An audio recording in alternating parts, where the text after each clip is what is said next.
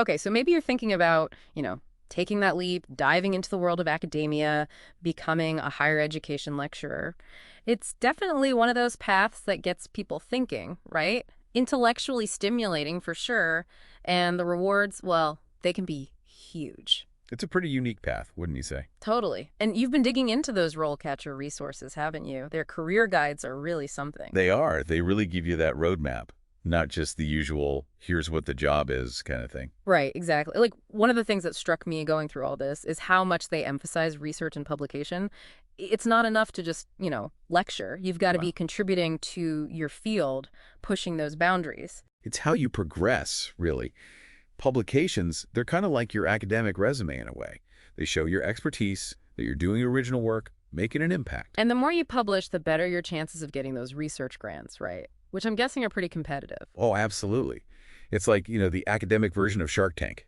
You need a strong proposal, a solid track record, and you got to sell your research to those funding bodies. It's not just about the work being important. You have to convince them you're the one to do it. So passion for your subject is crucial, but you also need that strategic mindset. Like, you've got to know how to navigate the whole research funding game.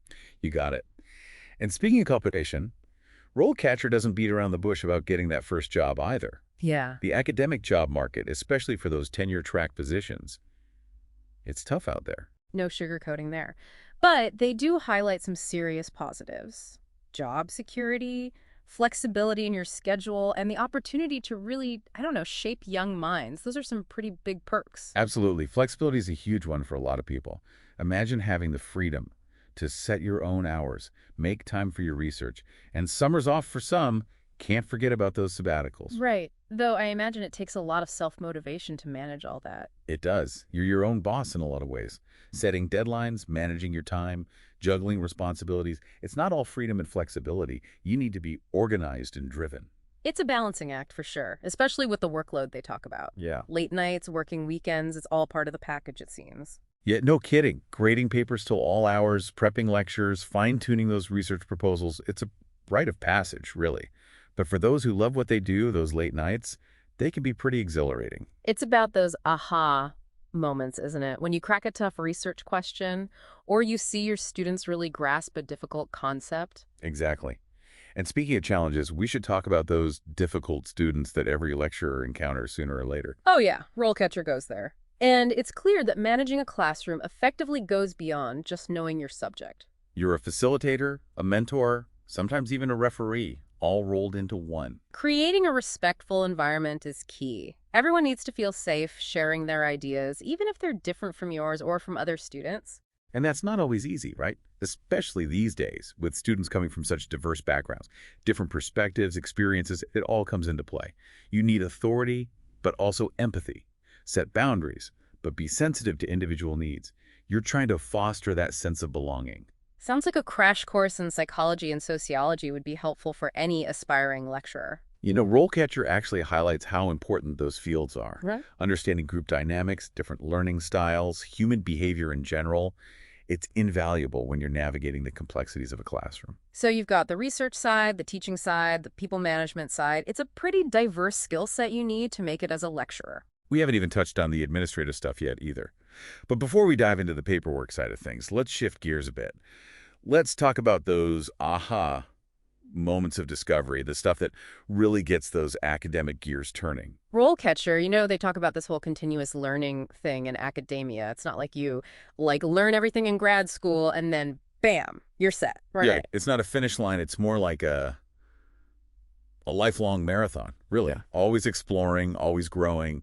Like, think of a doctor who's got to keep up with the latest medical breakthroughs, or, a software developer, always learning those new coding languages. It's the same idea. A good lecturer is always pushing those boundaries, going to conferences, reading all the new research, debating with colleagues. And those conferences, they're not just about, sitting in stuffy rooms listening to lectures all day, are they? Oh, gosh, no. They're dynamic. You're networking, presenting your own work, getting feedback from some of the, leading experts in your field. So it's more like, what, the academic version of a rock concert or something? Something like that. Only instead of crowd surfing, you're, exchanging ideas, maybe even sparking a new collaboration, one that could lead to some groundbreaking research. Okay, that does sound kind of cool, actually. But let's face it, not every part of academia is as glamorous as a rock concert, right? Like, RoleCatcher doesn't shy away from the less glamorous stuff, like the whole interview process. Ah, yes, the Yeah. interview can be a bit nerve-wracking. But with the right prep, it's also a chance to really shine, Mm. show them your passion, your expertise.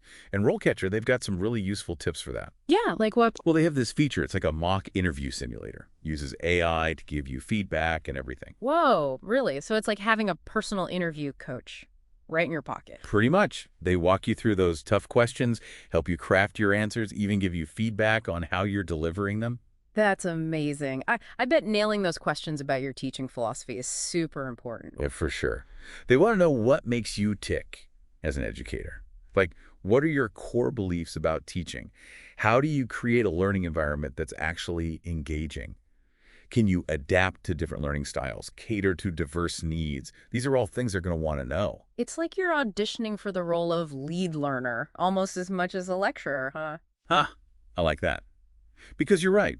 The best lecturers are always learning themselves, always curious, always open to those new ideas and perspectives. And they don't shy away from tough questions either, right? Like RoleCatcher even preps you for those curveballs about handling difficult situations in the classroom. Which, let's be honest, those are bound to happen. Not every lecture is going to be, a symphony of engaged minds. You'll have students who dominate discussions, students who are totally checked out, maybe even some who, challenge your every word. There you go, needing those psychology skills again. Exactly. Being able to, like, de-escalate a tense situation, redirect a disruptive student, facilitate a debate without it turning into, a free-for-all. Those are all super valuable skills. It's about creating that space where everyone feels safe to speak their mind, even when things get a little, well, heated. And that ties back into that whole thing about being culturally responsive, being inclusive in your teaching.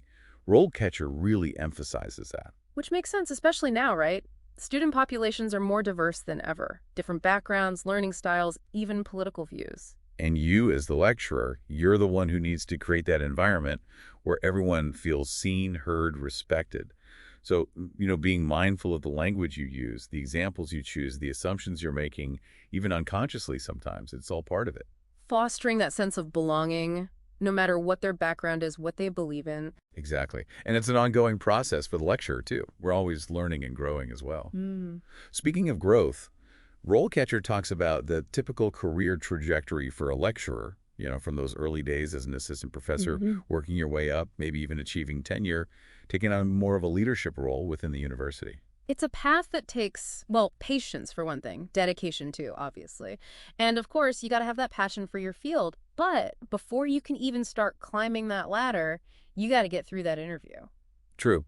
And one question they'll definitely ask is about your research, your interests, your methodologies, your publications. But really, they want to hear about your vision for the future. So be ready to articulate your research goals. Explain why your work matters, why they should invest in you, what impact you hope to make on your field, on the world, really. Paint them a picture of your future as a scholar and a researcher. Show them you're not just going to be a lecturer, you're going to be a contributor, pushing the boundaries, making a real difference. Exactly. And that passion you project, that's what's going to make you stand out. So let's say you've aced the interview, totally wowed them with your research plans, and now you're holding a job offer. Congratulations.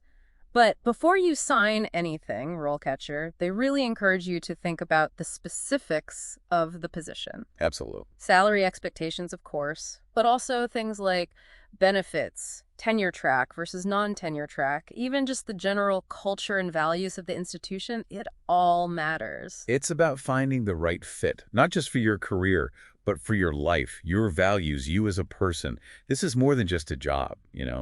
Being a higher education lecturer, it's more than that. It's a lifestyle, a community, this whole world of ideas and intellectual exploration. You're shaping the minds of future generations. Inspiring a love of learning. It's pretty amazing when you think about it. It is.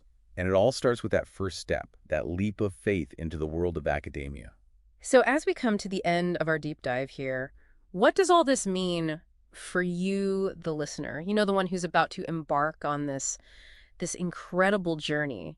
We spent a lot of time on this sort of traditional academic path, but it does feel like things are changing in higher ed, right? Like the ground's shifting a bit. Yeah. Definitely. What with all the online learning, these alternative credentials popping up, you can't help but wonder what it means for the future of being a higher education lecturer. It's the big question, isn't it? It is. And RoleCatcher, they even touch on this whole evolution a little bit. Oh, they do. Yeah, they do. It's not like, traditional lectures are going to vanish overnight. Mm. But adapting is key, evolving right alongside all these changes. So instead of just picturing yourself in front of this lecture hall, you might be designing like these amazing online courses reaching a global classroom. Right. Exactly. Think about it. Reaching students who, for whatever reason, can't physically be in a traditional classroom, Mm. or, creating totally new ways of assessing learning, not just exams, but projects, simulations, even virtual reality. Who knows? It's like the possibilities are kind of limitless when you think about it. We could even see more hybrid models, right? Totally. Combining online flexibility with that, energy you get from in-person interaction. Mhm. And that's what makes it so interesting for someone who's just starting their academic journey now. You're not just fitting into a mold. You're shaping how knowledge is shared, how people learn. It's exciting stuff. It's got to be a little daunting, too, I'd imagine, for these aspiring lecturers. I mean, it's not enough to be an expert in your field anymore. You have to be open to these new ways of teaching, assessing, even collaborating. 100%. Yeah. I mean, who knows what new technologies are going to emerge, what Mm. teaching methods are going to stick. It takes a certain kind of lecturer to thrive in that environment. Mm. Someone who's not only an expert, but also, an innovator, tech savvy, a great communicator, and a lifelong learner in the truest sense. So it's like the whole definition of lecturer is changing right before our eyes. I think so. It's becoming something, well, more dynamic, more multifaceted, wouldn't you say? Absolutely. And for someone who's passionate about their field, who's got that, entrepreneurial spirit, it's a world of opportunity. So as we wrap up our deep dive here, it's clear that being a higher education lecturer is, well, it's anything but predictable. But even with all the challenges, all the unknowns, there's that one constant, isn't there? That profound impact you can have. There is.